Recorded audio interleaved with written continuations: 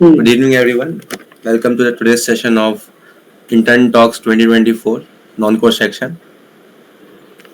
And Harsh Kumar Gupta, along with my co-host Dhairya Gogia, warmly welcome you all in this session, which is organized by SP IIT ISM Student Chapter and FIPI IIT ISM Student Chapter. We are honored to have with us today our respected seniors who, through their dedication and hard work, have secured internship at prestigious software companies such as Microsoft, Cisco, Walmart, Barclays UK. Thank you, seniors, for joining us today. So, without any further ado, let's begin the session with the first question. So the first question to you all seniors is, can you describe your hiring process? Like how did you get to this internship and what was the rounds which you have to go through? तो मैं बताता हूँ इसका इसका देखो सीधा Yes, sir. सीधा bifurcation होता है। जहाँ तक मैं समझ पाया पिछले हिसाब से, तो मैं बहुत ज्यादा फेरी टेल वाली बात नहीं बोलूंगा, सीधे प्रैक्टिकल बोलूंगा। तो दो चीजें चलती है हायरिंग में, एक होता है डाइवर्सिटी हायरिंग और एक होता है जॉब की नॉर्मल होती है। तो क्योंकि सारे पेट्रोलियम्स हैं, तो अपन पेट्रोलियम की पर्सपेक्टिव से ही बात कर लेते हैं। पेट्रोलियम में जहाँ तक मैंने अपने बैचमेट्स में देखा कि if you are a girl, तो मे बी आपको जो ऑन कैंपस सुपर सेट वगैरह चलती है सब, इनमें आपको एक दो मौका मिल जाए। तो मौका मिल जाए, हो Right, सकता sir. है आपको इसमें हो सकता है आपको इसमें ऑफर भी मिल जाए। परंतु अगर आप पेट्रोलियम में हो और आप एक मेल हो, तो अगर आपकी जीपीए जैसे 7 से ऊपर है, 7.5 से ऊपर है, तो शायद आपको कुछ कंपनी में बैठने का मौका मिल सकता है। लेकिन ऑफर के चांसेस एकदम जीरो रखो, कि मतलब ये मान के चलो कि ऑफर मेरे को सुपर सेट वाली जो भी बकचोदी चल रही है, इससे मुझे ऑफर तो नहीं आना। बैक ऑफ द माइंड एक चीज रखो। जहाँ तक मतलब मैं मेरी साइड से बता रहा हूँ कि क्या तुम कर सकते हो। Right, sir. तो ये चीज तो रखो कि if you are petroleum engineering में हो और अगर आप मेल हो, तो आपको सुपर सेट से ऑफर मिलने की चांसेस ऑलमोस्ट जीरो है। तो ये चीज तो अपन हटा देते हैं एक बार के लिए कि चलो वहां से ऑफर नहीं आ रहा। तब अपन क्या कर सकते हैं? तो ऐसा होता है कि you should be very active among the friends and every group, जहाँ पे भी ये चीज पता लगती है कि यार कौन सी कंपनी इस वक्त हायर कर रही है। तो जैसे हमारे टाइम पे सिस्को आई थी, मई के अराउंड आई थी। और सबसे मेन चीज होती है कि जहाँ भी ओपनिंग है उसे अप्लाई करो एटलीस्ट। क्योंकि अगर अपन अप्लाई ही नहीं करेंगे तो आगे जाने की चांसेस ही नहीं है। ऐसा मैं इसलिए कह रहा हूँ Right. कि जो हम जैसे जैसे एज ऑफ नाउ, पहले मैंने सिस्को में इंटर्न की थी और अभी मैंने बार्कलेज यूके में ज्वाइन किया है। मैंने 6 मई से 21 जून सिस्को में किया था बेंगलोर में, एंड देन 24 जून से 30 अगस्त मेरा बार्कलेज यूके में। तो मैं तुमको दोनों के प्रोसेस समझाता हूँ कैसे कैसे मैंने गो थ्रू किया था। तो सिस्को में Yes, sir. मई में एक हायरिंग प्रोसेस आया था कोड विद सिस्को के नाम से। तुम्हारे लिए शायद तुम्हारे सीनियर तो मेरे बैचमेट्स के लिए आया है प्लेसमेंट्स के, बट इंटर्न का आया है नहीं ये मुझे पता नहीं। तो हमारे टाइम पे आया था, मई के अराउंड आया था, शायद 20 मई या जून के अराउंड, मेरे को एग्जैक्ट याद नहीं। उसमें हमने अप्लाई किया था। वो एक्चुअली टीम हैकाथॉन के लिए था कि सिस्को की 12 से 13 जुलाई को तो हैकाथॉन हुई थी ऑन साइट बेंगलोर में। तो हम 3 लोग थे, मैं और 2 मेरे दोस्त थे। मैं पेट्रोलियम का था और वो दोनों इलेक्ट्रिकल के थे। तो हमने अप्लाई किया था। तो ऐसा था कि पूरे कॉलेज, मतलब उस वो एक टीम का था कि तीनों को मिलके ओए में 3 क्वेश्चन थे वो निकालने थे। तो हम तीनों ने किए थे और कॉलेज में हमारी फर्स्ट टीम थी जिनके तीनों सवाल हुए थे। हमने 44 मिनट में किए थे सवाल, लेकिन तब भी हमें हैकाथॉन का कॉल नहीं आया था। तो अच्छा. हमको लगा ठीक है, हैकाथॉन का कॉल नहीं आया था, हमें कॉलेज में एक को भी नहीं आया था और हमको भी नहीं आया था। बट फिर उसके बाद हैकाथॉन के 1 महीने बाद हम तीनों को सेपरेट मेल आया कि क्योंकि आपने हैकाथॉन वाला जो ओए था उसमें अच्छा परफॉर्म किया था, तो हमारी कंपनी आप लोग को इंटरव्यू का मौका देना चाहती है इसको। तो फिर हम तीनों के इंटरव्यू हुए थे, तो उसमें मेरे को ऑफर मिला था। तो मेन चीज मैं ये कहना चाह रहा हूँ कि अगर तुम अप्लाई कर, मतलब हर जगह करो अप्लाई, क्योंकि कहाँ से तुम्हें ऑफर मिलेगा तुमको नहीं पता। क्योंकि अगर देखा जाए हैकाथॉन में तो हमें मौका नहीं मिला था। हमने 44 मिनट सवाल किया बट हमें हैकाथॉन का मौका नहीं मिला। बट उसके बाद कंपनी, क्योंकि हमारी वहाँ परफॉर्मेंस अच्छी थी, तो हमको एटलीस्ट इंटरव्यू का मौका दिया गया। तो मैं वही कह रहा हूँ कि जहाँ भी एप्लीकेशन ओपन है वहाँ एटलीस्ट अप्लाई तो करो। ज्यादा क्या होगा, नहीं होगा नहीं तो वैसे भी नहीं हो रहा ना। तो बेस्ट Right, मेरा sir. तो ये जहाँ भी दिख रहा है, ज्यादा क्या होगा, नहीं होगा तो मतलब अप्लाई तो एटलीस्ट करो। फिर उसके बाद बार्कलेज का मेरा ऐसे ही हुआ था। बार्कलेज में मैंने किया था अगस्त में अप्लाई। फिर मेरे को 2 महीने बाद रिजेक्शन मेल आ गया। बार्कलेज का अप्लाई करते सबको ऑटोमेटेड टेस्ट लिंक आता है। टेस्ट ऐसे ही होता है, मतलब बकचोदी टाइप ही होता है, लेकिन ऑब्वियसली आपको देना होता है। तो Yes, मैंने वो sir. दिया था, मेरे 2 महीने रिजेक्शन मेल आ गया था। क्योंकि जो मैंने अप्लाई किया था वो मैंने किया था लंदन की लोकेशन के लिए। तो मेरे को 2 महीने बाद Okay. अराउंड सितंबर एंड या फिर नवंबर स्टार्टिंग में मेरे को आ गया कि हम आपके साथ प्रोसेस नहीं कर रहे हैं आगे। लेकिन फिर उसके 2 महीने बाद वापस मेरे पास मेल आता है एचआर का कि देखो तुमने लंदन के लिए अप्लाई किया था, तो वहाँ पे तो हमारे पास वैकेंसी नहीं है, बट अगर तुम अभी भी कंटिन्यू रखना चाहो तो हमारे पास मैनचेस्टर में वैकेंसी है, अगर तुम उसके लिए इंटरव्यू में बैठना चाहो तो मैंने सोचा अगर मौका दे रही है कंपनी तो बैठ ही जाता हूँ, क्योंकि वैसे उसमें वेला था, सिस्को का ऑफर आ चुका था तो सोचा बैठ जाते हैं। फिर मैं वहाँ बैठ गया एंड देन मेरे को बार्कलेस से भी ऑफर आया था, क्योंकि उसके इंटरव्यू ऐसे चिल होते हैं, मतलब बहुत बहुत ज्यादा लाइट होते हैं बार्कलेस के इंटरव्यूज। तो ऐसा अगेन मैं वही कह रहा हूँ कि एटलीस्ट मैंने बार्कलेस में अप्लाई किया, इवन इफ मेरे को पहली बार में रिजेक्शन आया, बट फिर अगेन मेरे को एचआर का मिला है कि देखो वहाँ हमारे पास वैकेंसी नहीं है, अगर यहाँ है तो तुम आना चाहते हो तो आ जाओ। मैं वही कह रहा हूँ कि एटलीस्ट फर्स्ट चीज होती है अप्लाई मारना, कि एटलीस्ट अप्लाई तो मारो। ठीक है, एक तो ये चीज होगी कि अप्लाई मारनी, ये सबसे मेन पॉइंट मेरे को लगा पिछले 2-3 साल में जितने मैंने भी ट्राई किया, और अभी मैं भी प्लेसमेंट में बैठूंगा, मैंने मेरे लिए भी ये प्लान किया कि एटलीस्ट अप्लाई तो मारो, ज्यादा क्या अगर नहीं आएगा पहला ही। और दूसरा होता है रिज्यूमे पता है हमारे टाइम पे तो गूगल डॉक पे चलते थे, जो आईएसएम का हाँ फॉर्मेट था, तो डॉक तो बच्चों की थी। मैं तो पहले समझ गया था कि डॉक को बेकार है, तो मैं पहले लेटेक्स पे शिफ्ट हो गया था। तुम्हारे टाइम पे शायद ऑफिशियली वो आ गया है लेटेक्स वाला। हाँ अभी आ गया सर।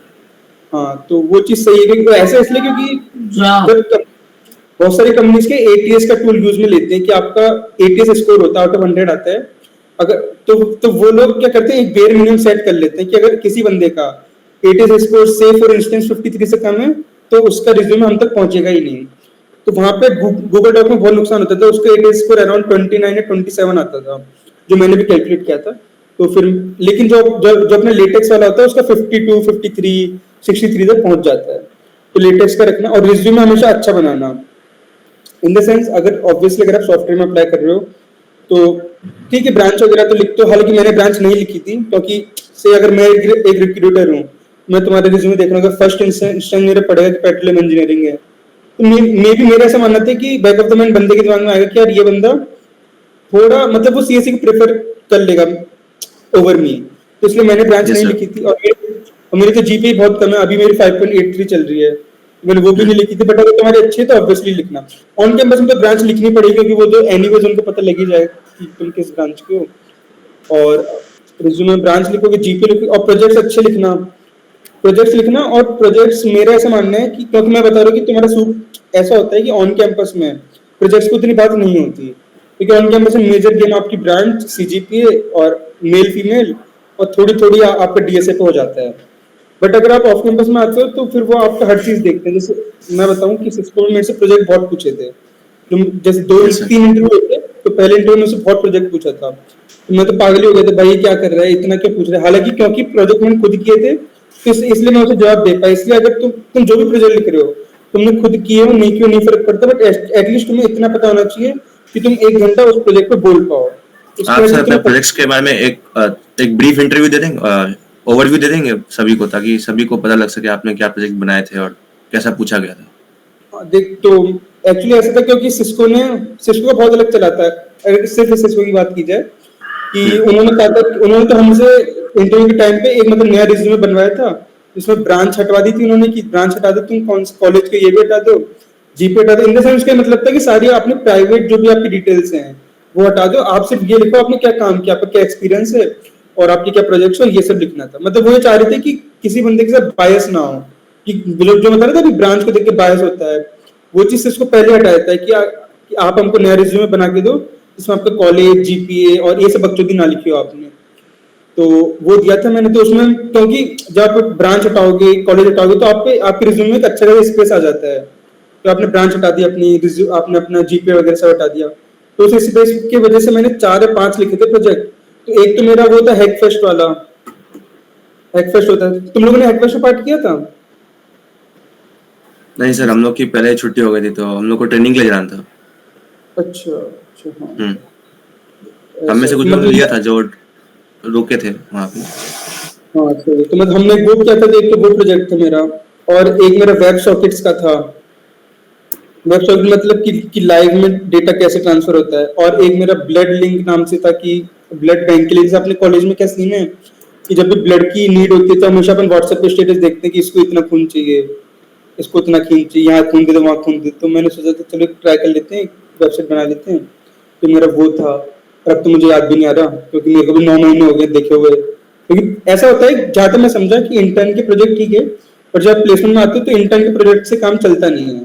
क्योंकि इंटर्न का होता है अपना क्या बहुत चाइल्डिश दिमाग होता है कि अपन छोटी छोटी चीजें सीख रहे होते हैं, और जब आप प्लेसमेंट बैठे होते हो तो उन प्रोजेक्ट से काम चल नहीं पाता। तो मेरे को इतना उनका आइडिया नहीं, बट हाँ मैंने पांच डाले थे प्रोजेक्ट सिस्को की अगर बात की तो। और वैसे मैं 3 डालता था, अगर बाकी कंपनी ने अप्लाई किया तो मैंने 3 डाला था। और मैं अप्लाई करने को इम्पोर्टेंट इसलिए बोल रहा हूँ क्योंकि मैंने बहुत अप्लाई किया था, बट मेरे को 2 ही इंटरव्यू के ऑफर मिले थे।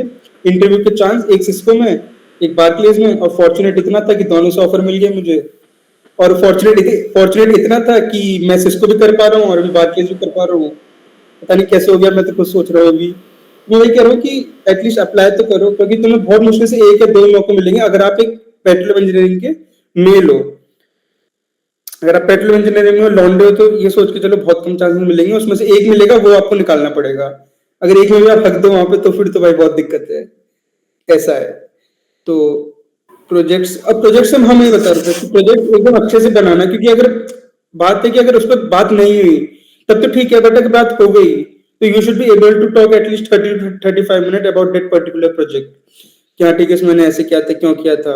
और सबसे पहले क्वेश्चन प्रोजेक्ट के लिए होता है कि आपका ये बनाने के पीछे मोटिव क्या था। जैसे जितने मैंने इंटरव्यू दिए तो सबने पहले सवाल ये पूछा था, प्रोजेक्ट की टेक्निकल टर्म्स में बात में आते हैं वो लोग पहले बोलते हैं कि आपका मोटिवेशन क्या था इसको बनाने के पीछे। तो वो एक अच्छे से तैयार रखना कि अच्छा मैंने प्रोजेक्ट इसलिए बनाया था वगैरह, कोई भी स्टोरी लाइन तैयार रख लेना।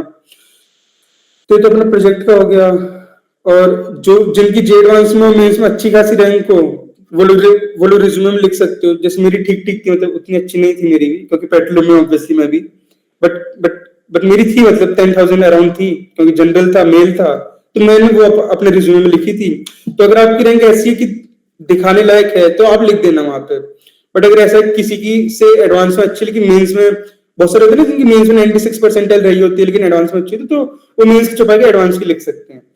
मेरी दोनों में 10 अराउंड ही थी, तो फिर मैंने दोनों लिख दी थी कि चलो देखा जाएगा जो होगा। तो तुम लोग वो लिख देना। और बहुत सारे होते हैं जिन्होंने मैं बता रहा हूँ कि रिज्यूमे में क्या क्या लिखना होता है, जो बहुत अच्छा लगता है लिख के। तो मैं कोई होगा जिन्होंने 11 12 में ओलंपियाड वगैरह दिए होंगे, मैथमेटिक्स, फिजिक्स, केमिस्ट्री वगैरह, अगर वो दिए भी हैं, अगर आप उसमें रैंक तो वैसे भी नहीं आती है अपने जैसे नॉर्मल लोगों की, तो अगर आपने वो दिए भी है तो वो लिख देना वहां पे रिज्यूमे में कि अच्छा मैंने से फॉर इंस्टेंस अगर आप आईएनपीएचओ दिया था तो लिख देना कि आई हैव अपीयर्ड इन आईएनपीएचओ इन से ईयर 2020। तो उसे ये पता पड़ता है कि बंदा सालों से बहुत ज्यादा एक्टिव है चीजों को लेके। तो और जिन्होंने हेल्पफेस्ट में पार्टिसिपेट किया था रैंक ठीक ठाक आई थी तो वो भी लिख देना, क्योंकि हमारी टीम की 7th आई थी रैंक, तो वो हमने लिख दिया था कि ठीक है 7th रैंक आई थी। मतलब मैं बता रहा हूँ तुम्हें कि कैसे तुम लोग को एक जो पूरा पेज होता है प्रोजेक्ट का, वो मतलब कैसे तुम्हें भरना है। ब्रांच लिखोगे, जीपी लिखोगे, 3 प्रोजेक्ट लिखोगे, और एक्सपीरियंस है अगर तो वो लिख देना। जैसे मेरे पास पहले मैंने एक इंटर्न की थी स्टार्टअप में, तो मैंने वो लिख दिया था। और जहां तक मैं समझा पिछले साल को लेके कि कंपनीज एक्सपीरियंस को बहुत वो देती है एक कि यार इस बंदे ने कहीं काम किया है तो उस बंदे को प्रायोरिटी मिलती है हमेशा, वो चाहे ऑन कैंपस हो चाहे ऑफ कैंपस, ऐसा मेरे को लगा। तो तुम लोग देख लेना अगर कहीं तुमने किया हो तो उसको लिखना, और लिखना अच्छे से, भले जो काम ना किया वो भी लिख देना, झूठी लिख देना। तुम वो कौन सा वो वहां कौन सा चेक ही हो रहा है, तो थोड़ा बहुत झूठ लिख देना, बट लिखना अच्छे से कि प्रोजेक्ट में मैंने ये किया था वो किया था। तो एक्सपीरियंस वाला सेक्शन हो गया, कॉलेज वाला हो गया, ब्रांच जीपी हो गया, और हाँ रेडिट में जो फोन नंबर, लिंक्डइन का लिंक वगैरह लिखते वो चेक कर लेना, क्योंकि एक बंदा है सीएससी का, वो ऐसा अखंड चौधू, उसकी 5-6 कंपनी में उसने सुपरवाइजर में अप्लाई किया, लेकिन उसके बाद ये पता लगा कि मेरे सारे लिंक मेरे दोस्त के हैं, क्योंकि टेम्पलेट उसने कॉपी की थी अपने दोस्त की। तो ऐसे चौधू होते हैं, तो थोड़ा तुम ऐसे मत रहना, एक बार लिंक वेरीफाई कर लेना पहले ही कि अच्छा ये मेरा ही लिंक है, मेरा ही फोन नंबर है, मेरे ईमेल पे ये रिडायरेक्ट हो रहा है। और मैंने बताया कि तुमको मेंस एडवांस की रैंक अच्छी है तो लिख देना, वरना छुपा भी सकते हो। और ओलंपियाड में बैठे वो लिख देना, हैकर फेस्ट की रैंक लिख देना, हैक फेस्ट की जो भी है। और हमारे टाइम पे तो थोड़े गूगल के स्टार्ट वगैरह भी होते, तुम लोग तुम्हारे टाइम पर नहीं होते, बंद हो गया। उसमें मेरी बहुत अच्छी रैंक नहीं थी to be very honest, but decent थी कि 3000 आ गई, 2500 आ गई, तो मैंने वो लिख दिया था। तुम लोग भी देख लेना ऐसे कुछ कुछ जहाँ भी तुमने कंपटीशन दी हो, रैंक अच्छी हो तो वो लिख देना। और ये तो अगर रिज्यूमे प्रोजेक्ट का। और ऐसा पेट्रोलियम की जो फीमेल्स हैं, देखो तुम्हें मौका मिलेगा, ये बात तुम लेके चलो, माइक्रोसॉफ्ट आएगी वो तुम्हें मौका देगी। और नाउ इट डिपेंड्स कि तुम इंटरव्यू में कैसा कर रहे हो परफॉर्म। और गोल्डमैन सैक्स भी देती है, जैसे हमारे बैच में जो मेरे बैचमेट है उनमें जो गोल्डमैन सैक्स में किसी का हुआ नहीं, बट इंटरव्यू बैठे थे, 2 लोग बैठे थे आई गेस।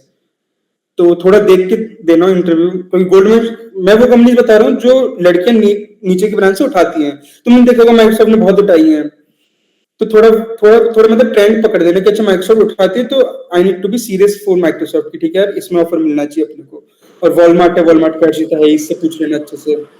और माइक्रोसॉफ्ट और बीएनवाई मेलन है, ऑब्वियसली बीएनवाई मेलन ने उठाए लोअर ब्रांच से काफी लोग।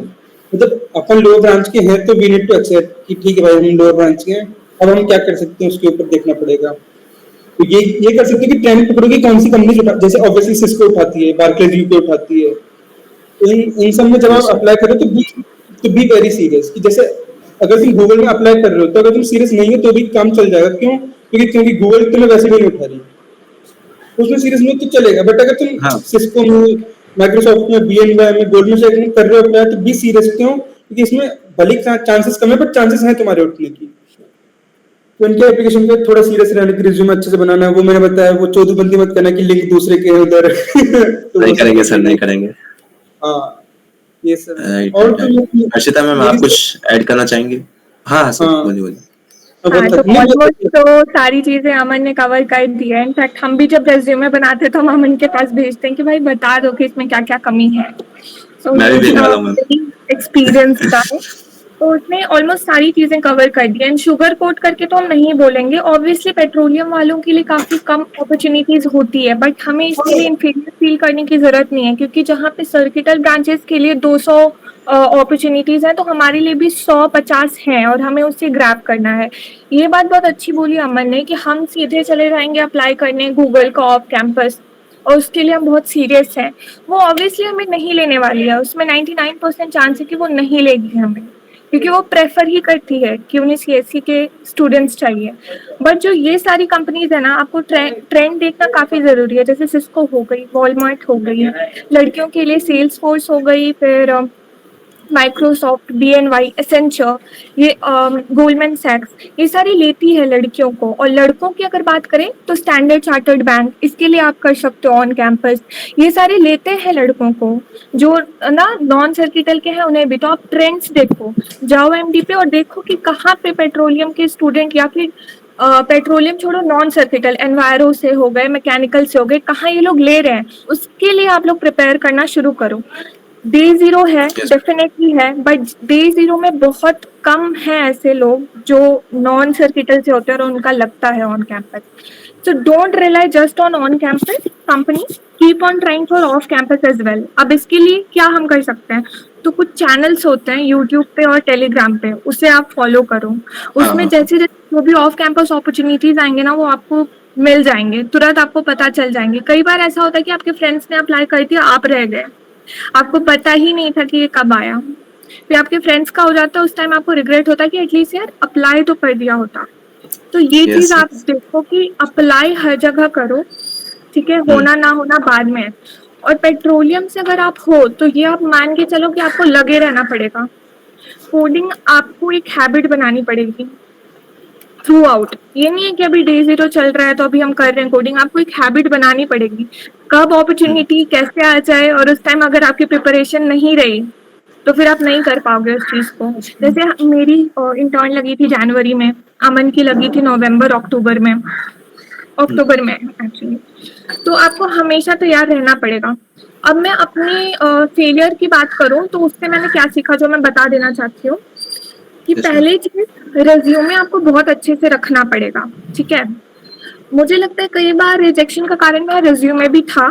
कुछ प्रोजेक्ट्स मैंने ऐसे भरे जिसमें मैं बहुत कॉन्फिडेंट थी, बट मुझे लगता है कि जैसे सिस्को की बात अमन कर रहा है तो सिस्को मैंने भी दिया था, मेरे भी तीनों राउंड्स क्लियर हुए थे, बट जब लिस्ट आई तो 3 लोगों का हुआ। मुझे यहाँ पे ना कमी ये लगी कि मेरे जो प्रोजेक्ट्स थे वो फ्रंट एंड ही थे प्रोजेक्ट्स, तो मैंने जो प्रोजेक्ट खुद से बनाया हुआ था फ्रंट एंड का वो मैंने डाल दिया। दो मैंने उस पर पूरी बातें करी, जैसे अमन बोल रहा है कि आप बोल सको उस पर, मैंने हर चीज़ें अच्छे से एक्सप्लेन की, मेरा नेक्स्ट राउंड के लिए हुआ भी। बट आई फील कि फुल स्टैक होना बहुत ज़रूरी है। जब आप ऑफ कैंपस के लिए जाते हो ना, वो हर तरीके से आपको जज करती है कि आपको कितना आता है टेक्निकली। तो आप फुल स्टैक अगर प्रोजेक्ट रखो तो काफ़ी सही होगा, उस पर आप बात कर सको, आपको आती हो चीज़ें बैक एंड में भी, तो बहुत अच्छा होगा। ऐसी चीजें आप रखो, क्योंकि मेरा नेगेटिव क्या गया था, they asked me about few changes कि आप इसमें क्या चेंजेस करोगे। वो चेंजेस बैक एंड से हम कर सकते थे, लेकिन मुझे वो चीज आती नहीं थी, तो वो चीज कहीं ना कहीं नेगेटिव गई। तीसरी चीज, किसी भी कंपनी के लिए जाओ तो पहले तो उसका देखो पूरा प्रोसेस कि वो पूछती किस किस चीजों पे है। मतलब कुछ फेवरेट टॉपिक्स होते हैं कुछ कंपनीज के, कुछ कंपनीज उसी से रिलेटेड पूछती है, तो वो चीज बिल्कुल प्रिपेयर करके जाओ, ये चीज कहूंगी। सो मैम आप बता दीजिए वॉलमार्ट के बारे में। ठीक है, तो वॉलमार्ट के लिए मैं क्या बोल रही हूँ कि जैसे एमसीक्यू राउंड होता है ना, तो उसमें कुछ कुछ ऐसे टॉपिक्स पूछते हैं सीएस फंडामेंटल्स के। ऑब्वियसली हमें तो ऐसे भी नहीं आती, कुछ चीजें हम ऐसे ही पढ़ लेते हैं, बट कुछ चीजें रेड ब्लैक ट्री पूछ लेते हैं ये लोग। तो ये सारी चीजें ना सीएस के बच्चों को भी नहीं कई बार आती है, तो वो चीज अलग से हमें पढ़नी पड़ती है। वॉलमार्ट के प्रोसेस की बात करूँ तो उसमें एमसीक्यू राउंड हुआ था और बाकी 2 कोडिंग राउंड्स हुए थे। कुछ 12,000 स्टूडेंट्स ने अप्लाई किया था उसे, और फिर टॉप 100 को लिया गया था। It is completely based on luck, but other than that आप जितना अच्छा कर सकते हो उतना आप करने की कोशिश करो। अगर आप आगे किसी भी ऐसे राउंड के लिए जाते हो ना, बार्कलेज ही क्यों ना हो जिसमें एमसीक्यू के क्वेश्चंस हो, मैंने ये ट्रेंड देखा है अपने एक्सपीरियंस से कि आप, फिर चाहे आप फ्लिपकार्ट की बात कर लो, आप बार्कलेज की बात कर लो, या फिर आप वॉलमार्ट की बात कर लो, किसी भी ऐसे प्रोसेस में जिसमें एमसीक्यू राउंड है, आपको उसमें सारे क्वेश्चंस को अटेम्प्ट करना है। आपकी गलत हो या सही हो, अटेम्प्ट आपको सारे करने हैं। क्योंकि अगर आपके पास 25 क्वेश्चन है, आपने उसमें 24 सही कर दिया और आपने 25वां छोड़ दिया, तो आपका नहीं होगा। ये आप लिख के ले लो, क्योंकि ये मैंने देखा हुआ है। आप 25 में अगर आपके 15 भी सही हैं, लेकिन जो बाकी हैं आपकी 14 वो आपने अप्लाई कर रखा है, या बाकी जितने भी बचे क्वेश्चंस 10 वो आपने अप्लाई, मतलब आपने वो अटेम्प्ट कर रखा है ना, तो आपका हो जाएगा।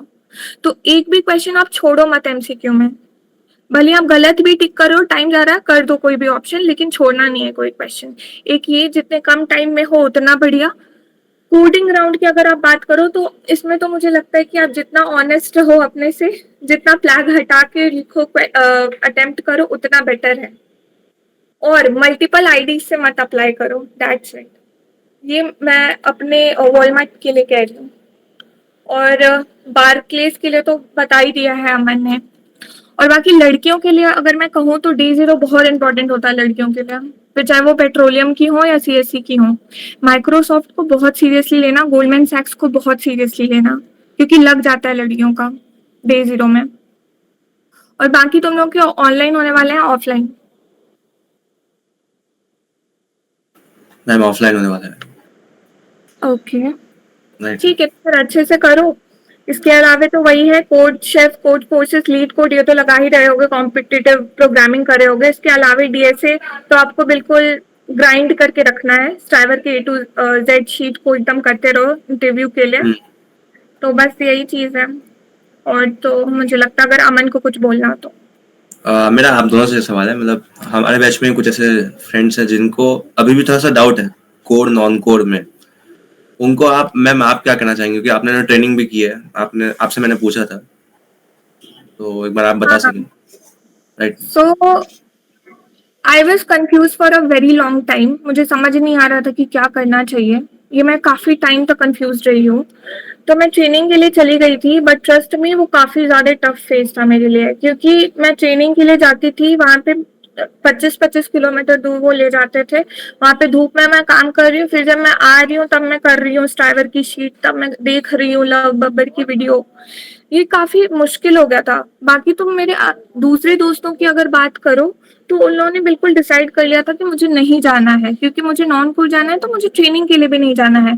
But I was not that sure, मुझे एक बार जानना था कि कोर कैसा होता है, और ONGC जाने का मौका मिला तो मैंने बोला कि नहीं, एक बार जाकर देखते हैं। उसके बाद शायद मैं ज्यादा कॉन्फिडेंट हुई कि नहीं, शायद मुझे नॉन कोर में ही जाना है। मैंने इंटरव्यू भी दिया था कोर का एग्जॉन में, दो हो नहीं पाया उसमें। बट मुझे जहां तक लगता है कि अगर आप कोर के लिए भी प्रैक्टिस कर रहे हो ना, तो जितना आप पढ़ाई कर रहे हो अपने कोर्स के लिए, वो अगर आप अच्छे से कर लो तो आप इंटरव्यू कर सकते हो उसका। लेकिन उसमें भी फिर बात आ जाती है सीजी। कोर की कंपनीज तो बिल्कुल भी बायस नहीं होती है भाई, उसके लिए तो सीजी आपको बना के रखनी ही है, वो सीधे सीजी से छांट लेती है। और उसमें फिर जीडी राउंड भी होता है, वो भी आपको क्लियर करना होता है। तो ये सारी चीजें हैं। तो मैं यही प्रेफर करूंगी कि जिन लोगों को है कि आपको एकदम नॉन कोर में ही जाना अभी से डिसाइडेड है, तो आप ट्रेनिंग के लिए मत जाओ, आप बिल्कुल डिसाइड कर लो कि आपको नॉन कोर में जाना है। क्योंकि अगर आप अमन से भी पूछो, मुझसे भी पूछो, या किसी से भी पूछो जो नॉन कोर का कर रहे हैं, अगर आप लगे रहोगे ना लास्ट तक, तो प्लेसमेंट तो आपकी लगनी ही है उसमें, ऐसा नहीं है कि नहीं लगेगी। तो प्लेसमेंट तो लगेगी है, बट आपको कंसिस्टेंट रहना काफी जरूरी है। और जो लोग ट्रेनिंग में गए भी हैं उनके लिए थोड़ा एक्स्ट्रा है कि आपको एक्स्ट्रा एफर्ट्स डालकर टाइम निकालकर कोडिंग करना पड़ेगा। तो तुम्हारी ट्रेनिंग चल रही है अभी कि हो गई? सर अभी हम लोग की हो गई है, बट मतलब हम लोग के भी जूनियर्स हैं यहाँ पे, तो उनको थोड़ा सा और पता लग सके कि उनको डिसीजन लेना है तो क्या क्या करना पड़ेगा, इसलिए हम लोग ये क्वेश्चन पूछ रहे हैं। और अभी तुम्हारा है तो भाई देख, बहुत ये तो फिर वो फॉर्मल बातें कि ठीक ये करना, बाकी ये कि दोस्त अच्छे रखना, कि अगर कुछ कोड आए हाँ, तो वो भेज दो। ऐसे बहुत दोस्त दो तीन ही रहेंगे जो आपको जो आया वो भेजेंगे आपको। जैसे मैं फिंगर टिप पे बता दूं, मेरे पास 1 2 3 5 लोग थे जो उनके हाँ। जो उनसे बनता था उनको भेज देते थे। और सेम फ्रॉम माय साइड, तो वो वाली चीजें कि ये अच्छे रखना। और दूसरा ये कि हालांकि मेरे को ऐसी बात नहीं कहनी चाहिए कि आपके बहुत सारे डीएम्स आएंगे। अब वो लड़की हो सकती है, मैं ये नहीं कह रहा कि लड़की ही होगी, मोस्ट ऑफ द केस में आपके डीएम आएंगे कि प्लीज ये भेज दे वो भेज दे। सबसे मेन चीज काम है, पहले खुद का काम बनाओ, उसका दूसरे की हेल्प करो। जब तक तुम्हारा खुद का नहीं होगा, तुम दूसरे के काम में कैसे वो कर रहे हो उंगली, या तू कर ले, तो क्या मेरे को समझ कैसे कर रहे हो? तो मेन क्या चाहिए कि पहले खुद का ध्यान दो, जब खुद का लग जाए और तुम्हें लगे कि हाँ मेरा हो गया, तब दूसरों की हेल्प करो, चाहे वो कोई भी हो। तो ये चीज याद रखना कि वो ये दोनों बहुत आयरॉनिकल चीजें कि दो तीन जो दोस्त हैं उनमें कोड जाने ही चाहिए, क्योंकि वही है, क्योंकि एट द एंड ये होता है कि कभी आपके लाइफ में टफ टाइम आता है तो आपके साथ सिर्फ वो दो तीन लोग होते हैं। मैं आपको बताता हूँ कि मेरे एक दोस्त था, वो डे 0 में 4 कंपनी में बैठा, और वो चारों के इंटरव्यू दिए उसने, उसके ओए क्लियर हुए, इंटरव्यू दिए, लेकिन उसको ऑफर नहीं मिला, तो वो रो रहा था शाम को। वो ज्यादा आयुष सर की बात कर रहे हैं? नहीं ऑडिट था, तो हाँ। वो ऑरेकल के इंटरव्यू जैसा रो रहा था वो बहुत ज्यादा। तो फिर उस वक्त आपके वो दो तीन दोस्त ही काम आते हैं, तो उनके साथ बी ऑनेस्ट, जो भी आपके पास ज्यादा क्या होगा उसका लगेगा, तुम्हारे नहीं लगेगा, बट बी ऑनेस्ट कि आप उसे कोड भेजो और वो उसके पास आए तो वो आपको भेज रहा हो, बस 2-3 मिलेंगे। बाकी लोग को इग्नोर मारो जब तक आपका खुद का नहीं हो जाता। इग्नोर, फुल इग्नोर, मैसेज आ रहा है सीन पे छोड़ो, जो करना करो, पहले खुद पे ध्यान दो, क्योंकि तुम्हारे पेरेंट्स तुम्हारी फीस दे रहे हैं, जो 1,40,000 जा रही है वो तुम्हारे सेमेस्टर की जा रही है, उसके सेमेस्टर की नहीं जा रही। तो फर्स्ट फोकस ऑन योरसेल्फ, पहले खुद ऑफर लो, खुद का ऑफर इंपॉर्टेंट है, उसके बाद दूसरे की हेल्प करना। मतलब ये चीजों को समझना है। आज भी अगर डीएम आते हैं तो आई यूज्ड टू इग्नोर, क्योंकि ऐसा मेरा मानना है कि ठीक है भाई, हमारा मत करना सर, अभी हम रिज्यूमे भेजने वाले थे। अरे हाँ नहीं, जूनियर्स का तो क्या ही है, लेकिन साथ जैसे तुम आप सेकंड ईयर तक आगे तो तुम्हें पता लग जाता है कि अच्छा एक्स टाइप के लोग हैं, वाई टाइप के लोग हैं, एक्स टाइप की लड़कियां हैं, वाई टाइप की लड़कियां हैं, तो उनसे थोड़ा आपको देख के चलना है। ये हो गया। और तो ठीक है, 50 सर एक ये रहेगा मैम, आपसे भी है कि आप लोगों का जो इंटर्नशिप है वो एसडी साइड है, लेकिन मेरा एक फ्रेंड है उसको डेटा एनालिटिक्स साइड में थोड़ा जाना है, तो उसके लिए भी उसको C++ या प्रोजेक्ट्स मतलब फ्रंट एंड वेब डेवलपमेंट सीखना पड़ेगा क्या? मुझे डेटा एनालिस्ट का तो उतना नहीं है नॉलेज, बट अभी जो मुझे इंटर्नशिप पे काम मिला है ना, वो कहीं ना कहीं analyst profile plus SD profile से रिलेटेड है। तो कुछ चीजें हैं जैसे एनालिटिकल टूल्स हैं, जैसे गूगल एनालिटिक्स हो गया, पावर बीआई हो गया, ये सारी चीजों की नॉलेज होनी चाहिए। तो मोटी मोटी बात ये है कि अगर आपको बड़ी कंपनी में जाना है तो आपको डीएसए आना चाहिए। डेटा ये है कि अभी अपन बहुत स्टार्टिंग फेज में, तो अगर अभी से अपन सोच ले मुझे डेटा एनालिटिक्स में जाना है, तो उसमें ऐसे कि आपकी स्लो बहुत स्टार्ट होगी, क्योंकि डेटा एनालिटिक्स के लिए सोलोली सिर्फ स्टार्टअप्स उठाते हैं।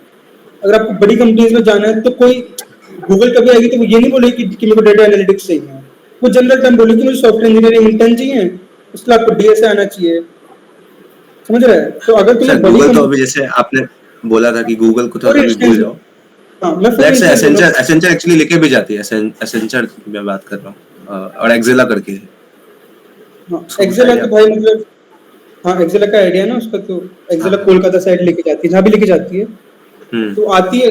लेकिन उसका भी होता तो डीएसए ही है, उसके ओके इंटरव्यू उसकी प्रोसेस में आता तो डीएसए ही है ना।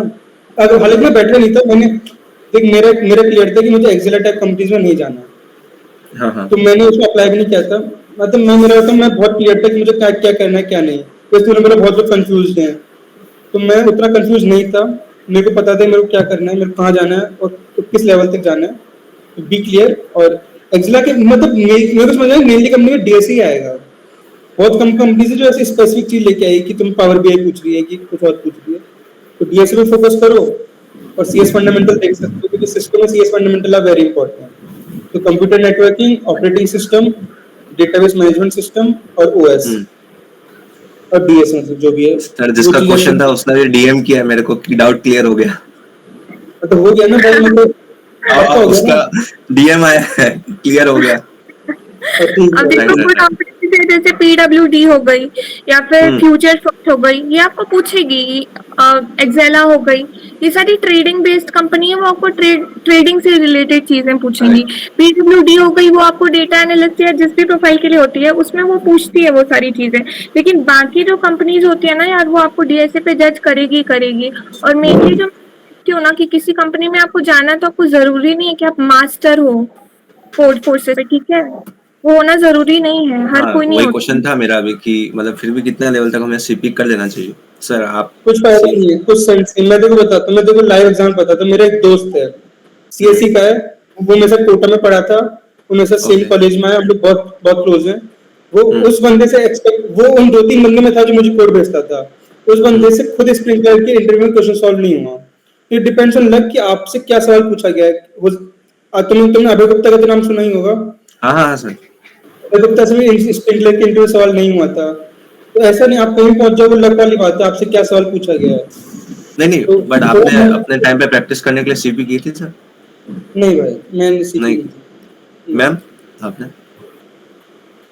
हाँ यार देखो, मैंने तो जैसे मैंने शुरू किया था यार फर्स्ट ईयर के एंड से किया था, और काफी ना छोड़ा है फिर पकड़ा है, छोड़ा है फिर पकड़ा है, ऐसे मैंने किया है। तो मैंने सीपी तो की है, लेकिन अभी जो मैं बहुत ज्यादा फॉलो कर रही हूँ वो है मेरा leet code, GFG, code studio. ये सारी चीजें मैंने ज्यादा फॉलो की हैं। Okay okay. धैर्य। और भाई सीपीडीएस में अंतर होता है, मतलब ये थोड़ा बाइफरकेशन याद रखना कि तुम ऐसे मिक्स कर यस दो सर कि यस सर। हाँ रैंक हाँ। ना। तो सीपी बहुत वो होती है, मतलब मुझसे तो नहीं होते थे सवाल, आज भी नहीं होते to be very honest, but DS में हम गुड टू गो। डीएस मेन होता है मेरे हिसाब से, क्योंकि हमारे टाइम पे ऑनलाइन थे, तो ओए वगैरह तो हमारी चीटिंग से निकले थे। मैं बता रहा हूँ, दो तीन दोस्त होते हैं तुम्हारे, तो तुम्हें कोड हाँ भेजते हैं, तुम कोड लिखते हो समझ गए। और तुम्हारा कोड क्लियर हो जाता है। तो ऐसा Okay, है। sir. So our next question is, what were the company's CGPA requirements, and was there any minimum CGPA cutoff? भाई मेरा ऐसा मानना है 7 के ऊपर तो रखो, क्योंकि माइक्रोसॉफ्ट 7 के ऊपर मांगती है। ऐसा हर कंपनी का अलग होता है, बट 7 के ऊपर मेरे हिसाब से लड़कियों के लिए सेफ है, और लड़कों के लिए भाई 7.5 या 8 अबव सेफ है। ऐसा इसलिए क्योंकि माइक्रोसॉफ्ट ने 7 मांगी थी, मैं तो एक में भी एलिजिबल नहीं था, मेरी तो 5 पॉइंट कुछ थी, मैंने पहले बताया। हम्म लेकिन मेरे को याद है कि किसकी क्या थी, तो माइक्रोसॉफ्ट की 7 थी, बीएनवाई मेलन की 7.5 थी, 7.5। और ऐसे कुछ कुछ चलता रहता है। तो 7 रख लो, 7.5 8 ये ठीक है। मतलब सीजीपीए का मुझे ज्यादा आइडिया नहीं है। वो 7 के मोस्टली अराउंड ही है अभी। है, बट बीएनवाई मेलन जो मोस्टली ऐसी लड़कियों को प्रेफर करती है उसका कट ऑफ था 7.5। हम्म अब ऐसा भी है कि लड़कियों के लिए कुछ कंपनी काफी बायस्ड होती है और कुछ कंपनी बिल्कुल ही नहीं होती है। कुछ कंपनी बिल्कुल लड़कियों को ले ही नहीं जाती है, तो ऐसा भी होता है। तो उसके लिए तुम लड़कों को कहूंगी कि उसमें से ट्राई करो। हम रेडी है मैम, हम रेडी। एनीवे, ठीक है। तो बस राइट। वही मैं क्या कहूंगी यार अपने एक्सपीरियंस से, तो कि ऐसे कोडिंग से ना बहुत लोग भागते हैं कि डेटा एनालिस्ट के प्रोफाइल में चले जाते हैं, भाई कोडिंग नहीं करना पड़ेगा क्योंकि ये तो हो नहीं रहा है। 90% लोगों से नहीं होता है, मुझसे भी नहीं होता है, अच्छा, बट मैं करना जिस पड़ता है। दोस्त की बात कर रहा था ना, उसका तो पर्सनल था कि उसने कोडिंग ट्राई कर लिया, उसको डेटा एनालिटिक्स में ही जानना है। इन जनरल एग्जांपल नहीं था वो वाला। कोडिंग तो यार मैं यही बोलूंगी कि प्रैक्टिस करो, हर मतलब it is not everyone's cup of T कि आप एकदम स्पेशलिस्ट बन जाओ, मास्टर बन जाओ, ऐसा नहीं है। लेकिन अगर आप प्रैक्टिस करोगे तो धीरे धीरे चीजें आने लगती है। राइट। हम्म। ओके। चलो बाकी तो हो ही जाएगा। और मतलब ये कि नहीं, ये बात मत होती है। मैं ऐसे पहले मुझे लगता था कि अगर कुछ हो जाएगा तो बाद में कितना जीवन आसान है, खुशी खुश रहूंगा। भाई मैं तो ना पहले खुश था ना अभी खुश हूँ। मैं झूठ नहीं बोल रहा, शायद मेरे कुछ दोस्त होंगे मेरी तुम्हारे पेट्रोलियम की ब्रांच के जो मतलब तुम्हारे सीनियर मेरे बैच में, उनसे पूछना। मैं तो पहले भी दुखी था, मैं तो आज भी दुखी हूँ। तो ऐसा मुझे तो समझ नहीं आया कि भाई खुश हो जाते हैं। मैं तो आज भी दुखी रहता हूँ। नहीं सर, लेकिन अभी अब यूके में दुखी है, दिक्कत ये है हम इंडिया में दुखी हैं। ये बात है। ये कैसे अंतर है सर आप में अभी। राइट। और सर आप लोग का जीडी हुआ था, आप उसके बारे में डिस्क्राइब कर सकेंगे मैम आपका? क्या GD? GD yes ma'am. Okay, John Mobil में हुआ था मेरा जीडी। तो जीडी की बात करो तो यार वो तो काफी अच्छा गया था मेरा। उसमें हो भी गया था सिलेक्शन। इनफैक्ट अगर तुम एग्जाम की बात करो तो उसमें एक तो मेंटल एबिलिटी एप्टीट्यूड टेस्ट हुआ था और एक जीडी हुई थी, उसके बाद इंटरव्यू हुआ था। एप्टीट्यूड में भी उसमें रैंक वाइज निकलती है, उसमें मेरा फर्स्ट था। जीडी में भी मेरा फर्स्ट सिलेक्शन हो गया था और इंटरव्यू में भी अच्छा गया था, लेकिन फिर भी उन्होंने एक को ही लिया ऐसा। तो जीडी के लिए मैं क्या कहूंगी ना कि जब भी जीडी का आए तो ऐसा नहीं आपको शुरुआत से एकदम लग जाना है, जीडी के लिए अलग प्रैक्टिस करनी है, नहीं। आपको जीडी के लिए जो रखना है वो ये है कि जब भी आपका रहे, कल परसों अगर आपका जीडी है तो अभी से आप देखना स्टार्ट करो कि जीडी में कौन कौन से टॉपिक्स आते हैं, ठीक है। वो टॉपिक्स आप देख लो कि ये टॉपिक्स हैं, और जब जीडी में जाओ ना तो 5 पॉइंट्स लिख लो। 5 पॉइंट्स पेजेस में लिख लो या कहीं लिख लो, ठीक है। और मैं मोस्टली कहूंगी कि स्टार्ट करो जीडी का, क्योंकि जब आप स्टार्ट करते हो ना जीडी का, आपको कुछ भी पॉइंट्स बोलने नहीं होते हैं। टू बी ऑनेस्ट, आपको बस एक्सप्लेन करना होता है वो टॉपिक। मैंने स्टार्ट किया था जीडी का, मैंने सिर्फ टॉपिक एक्सप्लेन किया था कि this is the topic and this are the points which we can discuss. और मैंने एक भी चीज पे बोला नहीं था कि इसका ये मतलब होता है, इसका ये। तो मैंने एक तरीके से रख दिया कि जीडी ये है, इसमें ये पॉइंट्स ऑफ डिस्कशन हो सकते हैं। तो मैंने सबका दिमाग उस पर डाल दिया कि अब ये पॉइंट आपको डिस्कस करना है। तो इस तरीके से स्मार्टली आप जीडी को क्रैक कर सकते हो। और जीडी में आपको सामने वाले को इनके समय पता नहीं हो कि टॉपिक के बारे में, तो फिर उसको हम स्टार्ट नहीं कर पाए। बेसिकली मेरा मतलब ये है, पता है पता नहीं है अलग बात है, स्टार्ट नहीं कर पाए। Then how should we proceed? तो फिर तुम रुको, ठीक है। तुम तीसरे चौथे तक रुको, देखो कि लोग क्या बोल रहे हैं। टू बी ऑनेस्ट, जो मेरा टॉपिक था मैंने स्मार्टली पहले शुरू कर दिया, क्योंकि पहले मैंने क्या किया, मैंने इंट्रोड्यूस किया खुद को, मैंने जीडी को के टॉपिक को इंट्रोड्यूस किया, क्या क्या पॉइंट्स ऑफ डिस्कशन हो सकते हैं वो किया। बाकी कुछ एक्स्ट्रा नहीं बोला, बस इतना किया। फिर मैंने सुना कि दूसरे क्या बोल रहे हैं। दूसरे जो पॉइंट्स बोल रहे थे ना, उसमें से 1-2 पॉइंट्स मैंने वो ग्रैब किया, उस पे मैंने कुछ भी ऐसे बोल दिया, रिपीट भी कर दिया कुछ लोगों की चीजें। तो पता नहीं क्यों वो ज्यादा अच्छा लगने लगा। या तो आप शुरू करो या तो आप कंक्लूड करो। अगर आप कुछ नहीं बोल पाए ना पूरी जीडी में, तो सबकी पॉइंट्स ना स्मार्टली नोट करो कि इस इंसान का क्रक्स क्या था जो इसने बोला, इस इंसान का क्रक्स क्या था, और आप ना कंक्लूड करो। कंक्लूड जब आप करोगे ना, तो जितने सारे लोगों ने पॉइंट्स बोले हैं ना, उससे मान लो 1 पॉइंट इसने बोला, 1 पॉइंट इसने बोला, टोटल आपके पास ना 5 से 8 पॉइंट्स हो जाएंगे। और जब आप कंक्लूड करोगे ना, तो आप सबसे ज्यादा बोलोगे और सबसे ज्यादा दिखोगे लास्टली। तो आप ये कर सकते हो। तो जीडी के लिए तो इतना नहीं डरना है। हम एक और क्वेश्चन था कि कौन सी ब्रांचेस एलिजिबल थी अप्लाई करने के लिए आपके कंपनीज के लिए, या वो ऑल कंपनीज के लिए ओपन था? हाँ यार, वॉलमार्ट का सबसे अच्छा था कि it was open to all, like कोई भी अप्लाई कर सकता था। बस 7 सीजी क्राइटेरिया था। तो मैं बस इतना बोलूंगी कि जिसकी 7 से कम है ना, तो वो बढ़ा लो, या तो अप्लाई मत करना। क्योंकि जिनकी 7 से कम थी उन्होंने अप्लाई किया, कुछ लोगों का हो भी गया। और फिर इतना डिस्कशन चला पूरे कॉलेज में कि यार इसका हो गया, इसकी इतनी कम थी। तो इससे अच्छा है कि मत करो, क्योंकि लास्टली कॉलेज आपको जाने ही नहीं देंगे। ऐसा है। ओके। हाँ मैम, आपका और सर का तो ऑफ कैंपस था आई गेस, तो उसमें भी कॉलेज इंटरफेयर कर रहा है क्या? हम दोनों का ही ऑफ कैंपस था, मेरा, अमन, किंजल। राइट। तो उसमें भी कॉलेज ने इंटरफेयर किया था? कॉलेज करता है इंटरफेयर, बट कॉलेज के इंटरफेरेंस का फायदे नुकसान दोनों होते हैं। मैं बताता हूँ कैसे। जब सिस्को के इंटरव्यू चल रहे थे, जब इंटरव्यू की शॉर्टलिस्टिंग आई थी, तो उसमें 5 लोग ऐसे थे अपने कॉलेज के जिनको ऑलरेडी ऑफर मिल चुके थे। कुछ को सैमसंग से थे और कुछ को स्प्रिंकलर से थे, तो वो लोग बैठ रहे थे। तो फिर मैं, हालांकि कॉलेज ने इंटरफेयर नहीं किया था, बट फिर मैंने खुद बोला, कॉलेज के सीडीसी को मेल किया था, क्योंकि मेरे को पता था कि अगर जिस बंदे को स्प्रिंकलर से ऑफर मिला है और ऑलरेडी ऑफर मिल चुके हैं, उसको सिस्को से भी और वो उसकी ब्रांच अच्छी है मुझसे, तो उसकी चांसेस बढ़ सकती हैं। तो सबसे पहले मैंने इंटरव्यू के एक रात पहले मैंने ये काम किया था, सबसे पहले तो इन हरामजादों को बाहर निकालो। तो मैंने सीडीसी को रात में मेल किया कि XYZ ये इन लोग को ऑफर मिल चुके हैं, ये लोग अभी बैठ रहे हैं, तो प्लीज आप इनसे बोले कि नहीं बैठे हैं। तो 5 लोग को तो मैंने यहाँ और जो जिन लोगों का हुआ था ना, उनका फर्स्ट राउंड क्लियर भी हो गया था और उन लोगों को बिल्कुल मतलब नहीं था सिस्को से। लाइक हमें जरूरत थी सिस्को की, उनका था कि वो सेलेक्ट होंगे फिर रिजेक्ट करेंगे, तो वो ऐसे लोग थे। जो भी कह रहे हैं। तो फिर सबसे पहले मैंने उन हरामजादों को बाहर निकाला कि मैं इंटरव्यू बाद में दूंगा, पहले इन 5 को बाहर निकालूंगा। फिर उन्हें बाहर निकाला, फिर इंटरव्यू दिए। इंटरव्यू में जो होता है वो होता है, बट मैं कह रहा हूँ कि कॉलेज के इंटरफेरेंस का कभी फायदा उठा सकते हो तो उठा लो, कभी तुम्हें उससे नुकसान हो रहा है तो बच सकते हो तो बच लो, नहीं नुकसान तो होगा ही। लेकिन इन जनरल ऑफ कैंपस में इंटरफेयर नहीं कर पाती वो कंपनी। जैसे अपने कॉलेज में रूल है कि एक बंदा एक ही इंटर्न जा सकता है, तो क्योंकि मेरे तो दोनों ऑफ कैंपस थे, तो फिर कॉलेज देखता रहा अपना, मैं तो जा रहा हूँ। मैंने सिस्को भी कर ली, 21 को सिस्को खत्म हुई, 22 को फ्लाइट पकड़ी, 23 को यूके आया, 24 को ज्वाइन कर लिया। Right sir. हाँ, तू क्या बोल रहा था? नहीं, मेरा मतलब सीजी के बेस पे था कि अगर मान लो किसी बंदे की सीजी बहुत कम है लेकिन फिर भी उसका ऑफ कैंपस हो गया है, तो वहां तो कॉलेज इंटरफेयर नहीं कर सकता ना, फिर तुम क्यों जा रहे हो? तुम्हें ऑफर मिल गया तो वेल एंड गुड। बट और एक बात बताता हूँ, हमारे जो सीनियर हैं उनमें एक बंदे के साथ क्या हुआ था, उसने अपनी कंपनी में जी पे झूठ बोल दी थी कि उसकी फॉर इंस्टेंस 6 पॉइंट कुछ या 7 पॉइंट कुछ थी, बट उसने कंपनी को ऑफ कैंपस में 8 कुछ बोली थी।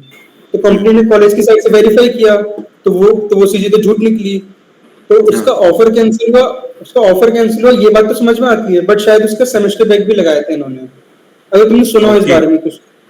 नहीं आइडिया था सर, लेकिन ध्यान रखना। तो मैंने सुना, तो इसलिए कि ऑफ कैंपस बोल रहे हो, ऑफ कैंपस सीजीपी का उतना रोल नहीं होता, इसलिए सच बोलना या फिर राउंड अप बोल देना कि आपकी 6.9 है तो 7 बोल दी ऐसे को। बट ये नहीं कि आपकी 6.9 और आप 8.9 बोल रहे हो। फिर वहां पे भी अगर वेरीफाई नहीं हुई तब तो चिल है, बट अगर वेरीफाई हो गई, बट अगर वेरीफाई हो गई तो you have to face the repercussions of that. तो इससे थोड़ा बच के चलना। और वही है, थोड़ा सा बच के चलना पड़ता है। बहुत सारी कंपनीज वेरीफाई नहीं कराती है कॉलेज से, लेकिन कुछ करा लेती हैं। वॉलमार्ट की अगर बात करो तो बहुत सारे ऐसे लोग थे जो बैठे थे जिनकी ऑलरेडी लग चुकी थी। पता नहीं कैसे किसी ने नहीं बोला सीडीसी को मे बी, बट उन्हें दिया गया था चांस कि आप बैठ सकते हो। बहुत किसी का लगा भी जिनका ऑलरेडी था पहले से। तो ऐसा भी होता है, बट मैं यही बोलूंगी कि अगर आप क्राइटेरिया नहीं कर रहे हो ना फुलफिल वॉलमार्ट की, तो फिर मत ही करना, क्योंकि फिर लास्टली आपका कटना ही होता है। हो भी जाता है तो भी नहीं अलाउ करती है कॉलेज। राइट, एटलीस्ट ये वॉलमार्ट है तो ये चीज ध्यान रखें। आप ऐसा बोल रहे हैं? और सिस्को में सीजी वगैरह कुछ होता नहीं, ब्रांच का नहीं, तो मैंने बताया वो लोग नए रिज्यूमे मांगते हैं इंटरव्यू के लिए, सीजी ब्रांच से बढ़ जाती है।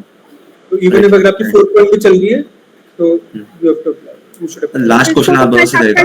देखेगी। हाँ, बोलिए मैम, कुछ बोल रहे थे आप? सिस्को तो मोस्टली स्किल्स ही देखती है। उसने पहले ही बोल दिया था कि ना हम आपकी ब्रांच जानेंगे ना हम आपकी सीजी जानेंगे। उसने एक अलग से रेज्यूमे बनवाकर, मतलब जो इंटरव्यूअर होगा उसे नहीं पता होगा कि आप कौन से ब्रांच से हैं, आपकी सीजी क्या, वो सिर्फ आपको स्किल्स पे जज करेगी। वरना कई बार ये जान कर कि आप पेट्रोलियम से हो तो पहले ही वो लोग अजम्पशन डाल लेते हैं कि शायद इसे नहीं आती होगी टेक्निकल चीजें। तो ये चीज है। तो सिस्को के लिए भी ट्राई करना, बार्कलेज के लिए ट्राई करना, वॉलमार्ट के लिए ट्राई करना ऑफ कैंपस। बाकी ऑन कैंपस एससीबी आती है, उसके लिए ट्राई कर सकते हो। लड़कों को लेती है, नॉन सर्किटल से भी लेती है। और लास्ट क्वेश्चन ये रहेगा कि आप लोग को पता कैसे लगा? आप लोग वेबसाइट पे जाके चेक कर रहे थे क्या कि उनका इंटर्नशिप का ऑफर निकला? हाँ, मैं तो करती थी। मैंने कुछ चैनल्स फॉलो कर रखे थे ऐसे तो। या तो आपका ग्रुप होता है ना अगर अच्छा, तो ग्रुप में जो लोग अप्लाई कर रहे होते हैं वो भेज देते हैं, लेकिन कई बार ऐसा होता है कि अगर आपका ग्रुप अच्छा नहीं है या तो आप साइड लाइन हो तो आपको नहीं लोग भेजते। तो आपको बहुत ज्यादा ना कॉशियस रहना पड़ता है इन सारी चीजों में, कि जैसे ही आप कुछ चैनल्स को फॉलो करो उसका हर रोज देखते रहो कि कौन कौन सी अपॉर्चुनिटीज आई है।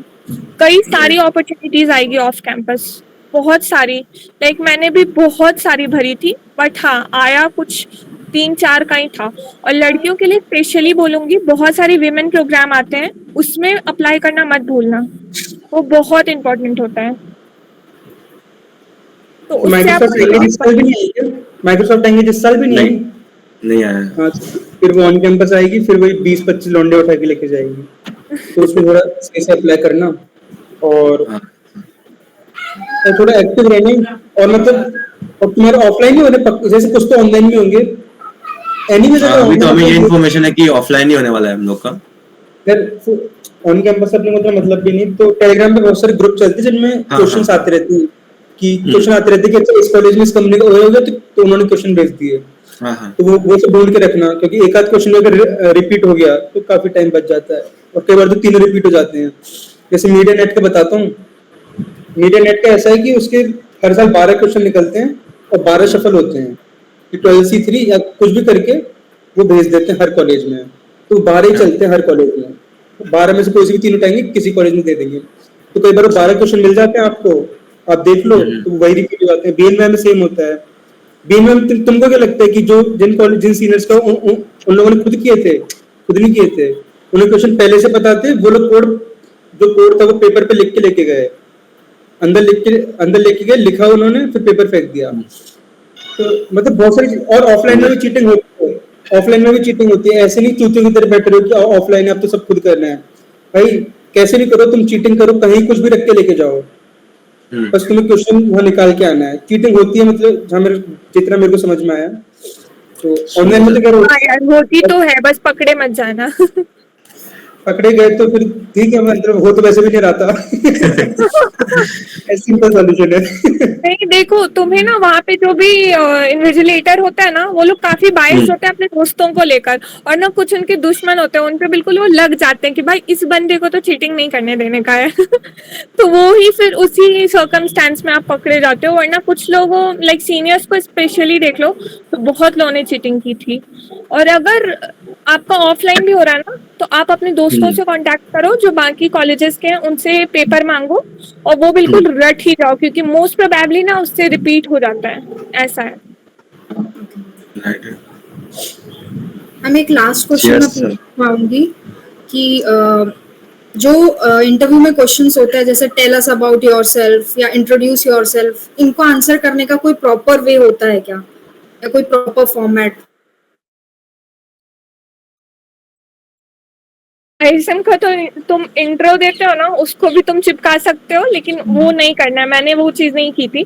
बस तुम अपना नाम बोलो, तुमने क्या क्या एक्सप्लोर किया हुआ है उस फील्ड में। जैसे अगर तुम नॉन कोर के लिए जा रहे हो और उसका दे रहे हो, तो तुमने क्या क्या चीजें सीखी है, कौन कौन से टेक स्टैक्स तुम्हें आते हैं, कैसे कैसे तुमने प्रोजेक्ट्स कर रखे हैं, उसमें कौन कौन सा टेक स्टैक यूज किया है, सी प्रोग्रामिंग तुमने की है तो तुमने क्या क्या उसमें किया हुआ, तुम्हें कौन कौन से लैंग्वेजेस आते हैं, तुम्हें बस इतना बोलना है, दैट्स इट। क्योंकि नेक्स्ट क्वेश्चन जो होगा मोस्ट प्रॉब्ली तुम्हारा उसी में से किसी एक चीज को वो उठाकर क्वेश्चन करेंगे कि अच्छा तुमने ये चीज की है तो तुमने इसमें क्या क्या किया है। तो इस तरीके से तुम अपना इंट्रो रखो, बाकी अमन बताएगा। और तो मतलब मैं बताऊंगा तो कि यहाँ तो नहीं बोलूंगा, ऑब्वियसली मैं ये कर सकता हूँ कि भेज दूंगा। अगेन मेरा एक दोस्त है, मतलब मेरा बहुत सारा काम दोस्तों से चला है, तो इसलिए दोस्त अच्छे रखना।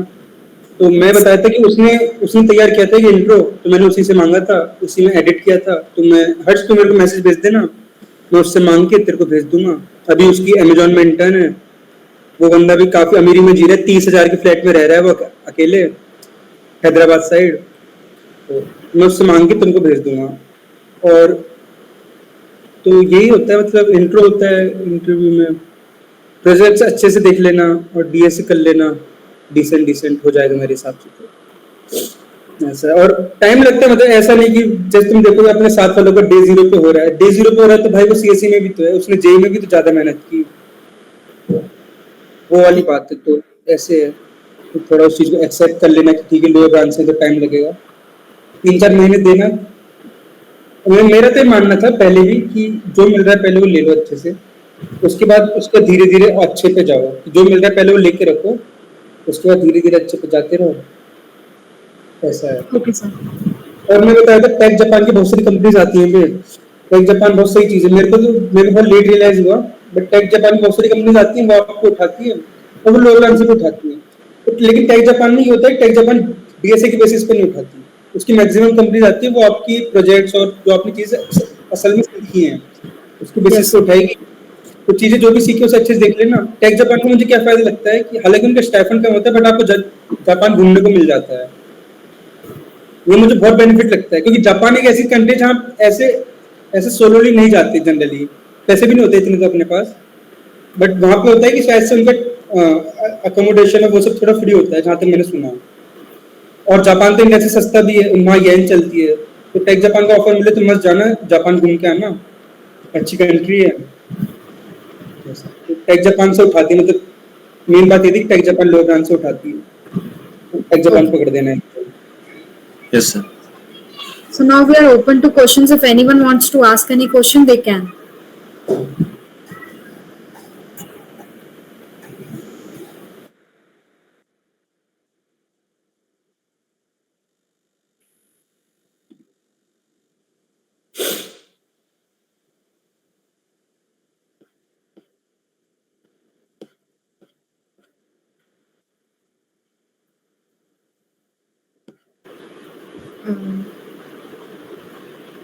सर कुछ फ्रेंड्स आपका कांटेक्ट और मैम आपका भी कांटेक्ट मांग रहे हैं, तो उनको शेयर किया जा सकता है, राइट?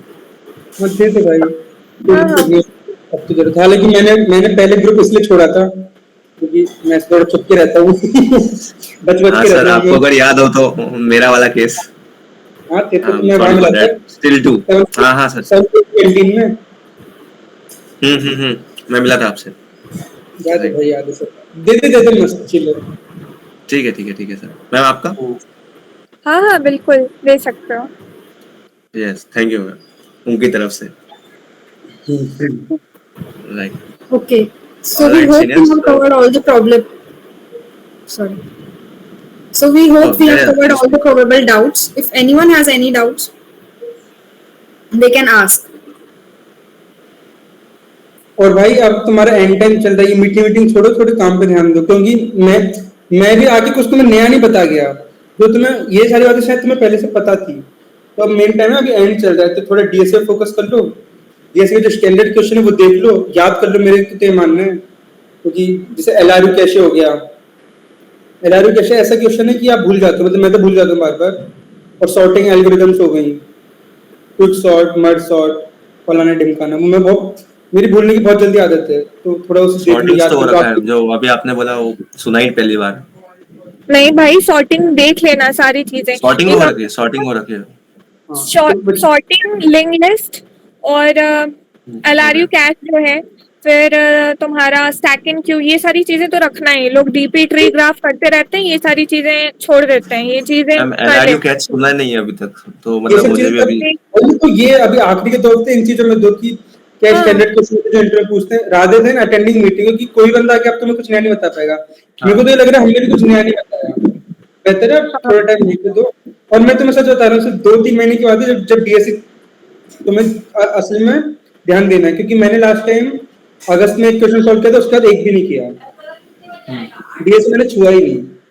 तो अभी टाइम है डीएसए का, तो वो कर लो अच्छे से, स्टैंडर्ड क्वेश्चंस देख लो, एल्गोरिथम एकदम रट लो, और चीटिंग तुम्हें पता ही है, अब ऑनलाइन ऑफलाइन जैसे भी you have to manage cheating, but cheating से काम चलता है ऐसे, क्योंकि क्वेश्चन बहुत टफ आते हैं यार, ऐसे नहीं होते जनरली, तो चीटिंग निकालनी पड़ती है अपने को, और तो ठीक है, तो मेन तो यही बात है, अच्छे से कर और लो। ये भी सही बोल रहा अमन के रट जाओ, रटना लिटरली बहुत इंपॉर्टेंट है। तुम्हें ये सारी चीजें ना नहीं याद रह पाएंगी।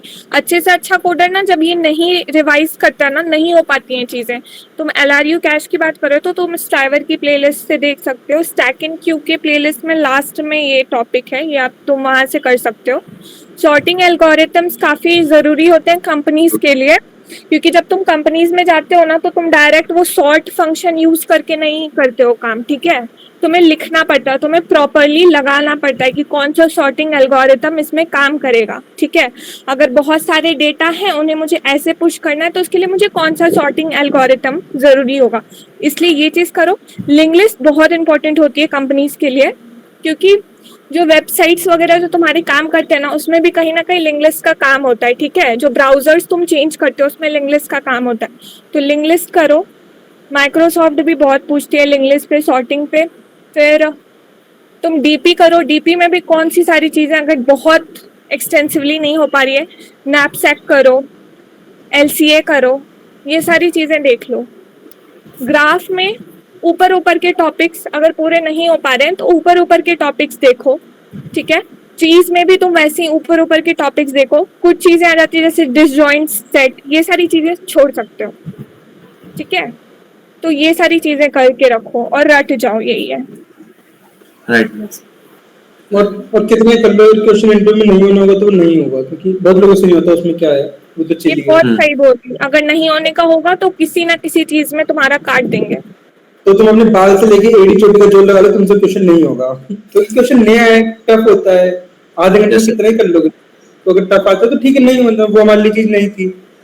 तो ऐसा है कि अप्लाई करना मेरे हिसाब से। अगर जैसे मैंने हर्ष तू है, जीपी क्या है तेरी अप्रोक्सीमेट? आवाज नहीं आ रही। सॉरी सर, 8.46 है अभी एग्जैक्ट। 8.46 है, तो तू पेट्रोलियम का मान लेते हो, 2-3 अपॉर्चुनिटीज मिलेगी टोटल, तो उनमें से एक निकालनी पड़ेगी इंटरव्यू में। देखो 2-3 इंटरव्यू मिल पाएंगे मैक्सिमम, ऐसे नहीं कि 20 इंटरव्यू दे रहे हो, 2-3 मिलेंगे, उनमें से एक निकालना। Yes sir. Same to others कि बहुत ज्यादा मौके नहीं मिलेंगे, जो मिलेंगे उन्हें अच्छे से यूज करना। और ऐसा है इंटरव्यू में कॉन्फिडेंट लेना। फंडामेंटल्स करके रखना, CS fundamentals along with DSA. CS fundamentals में तुम्हें बहुत ज्यादा नहीं, लेकिन ऊप्स ओएस तो एटलीस्ट अच्छे से रखना। डीबीएमएस इंटर्न पर्सपेक्टिव से तो नहीं पूछेंगे, लेकिन अगर किया हुआ है तो तुम अपने इंट्रो में बोल सकते हो कि मुझे डीबीएमएस भी आता है, ठीक है। तो कुछ भी एक्स्ट्रा ऐसा कर रहे हो ना, जैसे सिस्टम डिजाइन तुमने कर लिया अगर गलती से, तो उस चीज को इंट्रो में अपने इंट्रोड्यूस करना, क्योंकि ना ये सारी चीजें इंटर्न्स को नहीं पूछते, क्योंकि उनको पता है कि अभी तक इनके सिलेबस में भी नहीं होगा। बाकी ऊप्स ओएस, स्पेशली ऊप्स बहुत अच्छे से करना। ऊप्स तो डन। हाँ, रिवाइज करना पड़ेगा शायद, लेकिन है। नहीं वो तो रिवाइज तुम जीएफजी से करो। जीएफजी के जो डॉक्यूमेंटेशन है ना वो बहुत अच्छा है, उससे सारे डेफिनेशन रट जाओ, क्योंकि ऊप्स ओएस में ना डेफिनेशन ही पूछेंगे मोस्टली। ऊप्स में थोड़ा बहुत कोड करवा सकते हैं तुमसे कि थोड़ा सा ये बताओ कि इनहेरिटेंस हो रहा है तो कैसे तुम इसको कोड करोगे, या ये सारी चीजें, एब्स्ट्रैक्शन क्या होता है, इनकैप्सुलेशन क्या होता है। लैंग्वेज तो शायद मैटर नहीं करनी चाहिए, लैंग्वेज तो शायद मैटर नहीं करेगी। नहीं, लैंग्वेज तुम C++ बोलो, जो भी बोलो, उसमें तुम्हें पूछेंगे। C++ ही रहता है मोस्टली का तो, बट ना ऊप्स इसलिए भी जरूरी होता है ना, क्योंकि अगर तुम्हें ऊप्स आ रहे हैं ना, तो तुम कोई भी लैंग्वेज को ना स्विच कर सकते हो बहुत इजीली। ऊप्स की कॉन्सेप्ट तुम्हारे अगर स्ट्रॉन्ग है तो। लैंग्वेज बैरियर नहीं होगा, लैंग्वेज बैरियर नहीं होगा। मेरे को तो आज तक C++ नहीं आती भाई। मेरी तो प्राइमरी लैंग्वेज जावा थी, और मैंने मतलब मैं पहले सोचता कि आई नीड टू कंटिन्यू जावा, अभी तक जावा। तो लैंग्वेज के बारे में मतलब था, मैं कह रहा था, मैं बता रहा था लक कितना मैटर करता है। तो भाई सिस्को के जब इंटरव्यू चल रहे थे, मॉर्निंग में था एक बंदे का, मैकेनिकल का बंदा था, जीपी 8.3 थी उसकी, 8.3 8.5 थी शायद से। तो सिस्को के इंटरव्यू में उससे डेडलॉक का कोड लिखवाया था ओएस का। तो अब ये कि एक तो होता है कि आप तो सुनना, एक तो होता है कि वही ना, एक तो होता है कि ओएस की थ्योरेटिकल नॉलेज है, एक ही कि आपसे ओएस का कोड लिखवा रहे हैं कि अच्छा डेडलॉक कैसे होता है। और अब तो मुझे याद है कि डेडलॉक का उससे कोड लिखवाया था। तो कुछ चीज करो तो अच्छे से कर लेना, कुछ स्टैंडर्ड चीजें होती हैं वो देख लेना, और तो चिल्ले। सीएस फंडामेंटल अब तो फिर तुम्हारे पास टाइम नहीं, बट अगर तुम पहले पूछते तो मैं तो चारों बोलता, क्योंकि मैंने जैसे मेरी समर प्लान की थी मैंने चारों किए थे। लेकिन मेरे को क्योंकि मेरी तक जीपीए नहीं थी, मेरी ब्रांच नहीं थी, तो I always want to be on the safer side, क्या कभी एक भी मौका मिले तो छूटना नहीं चाहिए। लोग सिस्को को मिला तो वो नहीं छूटा, क्योंकि मैंने तो चारों किए थे। मैंने डीबीएमएस भी किया था, ओएस भी किया था, कंप्यूटर नेटवर्क्स भी किया था, रूट्स भी किया था। किया तक क्या था, मतलब मेरी तो मजबूरी थी, लेकिन मेरे पास कोई ऑप्शन बचा नहीं था। जीपीए 5 चल रही है बंदे की, ब्रांच पेट्रोलियम है, तो बंदा क्या करेगा? उसे कहीं तो जान लगानी पड़ेगी ना। तो अब तो टाइम नहीं है, बट अगर लगे तुम्हें टाइम तो फिर वो देख लेना। एक हफ्ते की चीजें होती है, नोट्स की प्रिंट लेना और 2-4 बार देखो तो तुम्हें याद हो जाएगी तुम्हें। Yes, sir. Okay, seniors, we thank you once again for your support and guidance. Let's officially close this session of Intern Talks 2024. Good luck, guys. Have a Good good day, luck. seniors. Thank you. Thank you, man. All Thank you, the sir. best, everyone. Thank you. Good luck. Yes. Thank you, sir.